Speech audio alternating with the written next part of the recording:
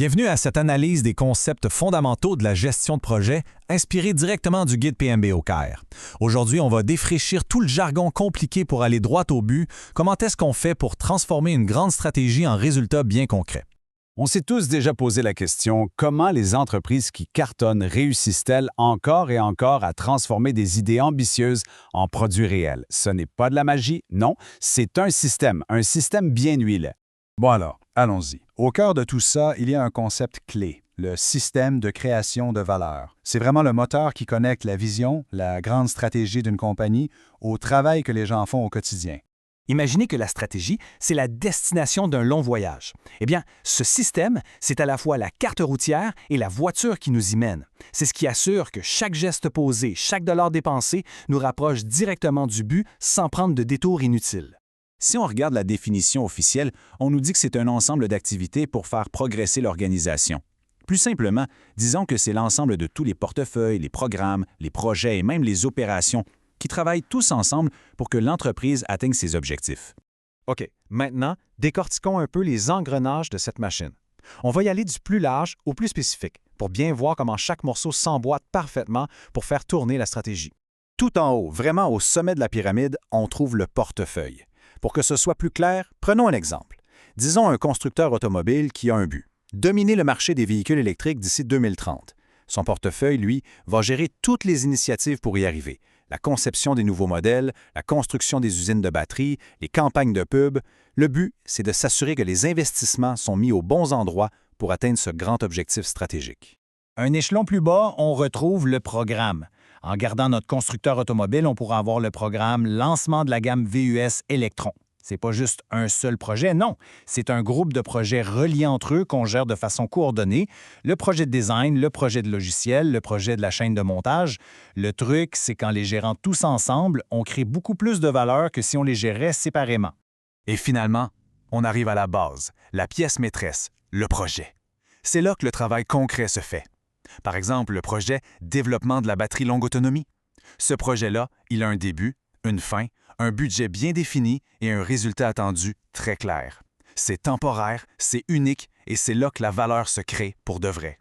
Pour bien résumer ça, chaque niveau pose une question différente. Le portefeuille, lui, se demande « Est-ce qu'on investit dans les bonnes choses ?» Le programme, de son côté, s'assure de gérer ses projets de façon coordonnée et efficace, et le projet, lui, est concentré sur le concret. Est-ce qu'on livre le résultat attendu, comme il faut et dans les temps? On voit bien que la mesure du succès n'est pas la même à chaque étage. Parfait. Maintenant qu'on a toutes les pièces du casse-tête, regardons un peu l'environnement dans lequel elles évoluent. Parce qu'un projet, ça n'existe jamais dans une bulle. C'est toujours influencé par des forces, autant à l'interne qu'à l'externe.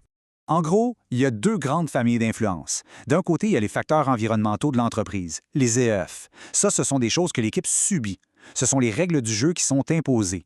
De l'autre côté, on a les actifs organisationnels, les OPA. Ça, c'est ce que l'équipe peut utiliser. Ce sont tous les outils et le savoir-faire que l'entreprise met à sa disposition. Les EFF, donc, ce sont les contraintes. Pensez par exemple à des nouvelles lois environnementales qui vont dicter comment on doit fabriquer une batterie. Ou même quelque chose d'interne comme la culture de l'entreprise. Si la culture est très hiérarchique, ça peut ralentir la prise de décision. Ce sont des faits, des réalités avec lesquelles l'équipe de projet doit composer, qu'elle le veuille ou non. Les SPA, au contraire, c'est la boîte à outils. Pour un gestionnaire de projet, c'est une vraie mine d'or. On y trouve des modèles de plans de projet, des leçons apprises sur des projets passés, des banques de données sur les risques. C'est pas mal toute l'intelligence collective de l'organisation qu'on met à la disposition du projet. L'idée, c'est d'éviter de réinventer la roue et d'accélérer la réussite. Un projet, par définition, ça se termine un jour. Mais qu'est-ce qui arrive avec ce qu'il a produit? La valeur qui a été créée, elle ne disparaît pas dans la nature. Non, elle est transférée pour pouvoir continuer à vivre et à servir. La différence entre les deux est super importante. Un projet, c'est temporaire et unique. Son but, c'est de créer un changement. Les opérations, au contraire, c'est continu et répétitif. Leur but, c'est de maintenir ce qui existe déjà. Reprenons notre exemple. La conception du VUS, c'était un projet. La production en série de ce même VUS à l'usine, ça, ce sont des opérations. Le moment le plus critique, c'est donc ce passage de relais. Quand le projet de la batterie est fini, tout le savoir-faire, les plans, les processus, tout ça est transféré à l'équipe des opérations à l'usine. C'est eux qui vont maintenant en produire des milliers. Le projet a créé la valeur et les opérations, elles, la maintiennent et la livrent jour après jour. Au final, ce qui est important, c'est de voir la big picture. Chaque petite tâche, chaque projet n'est en fait qu'un maillon dans une très longue chaîne qui remonte jusqu'à la grande stratégie de l'entreprise.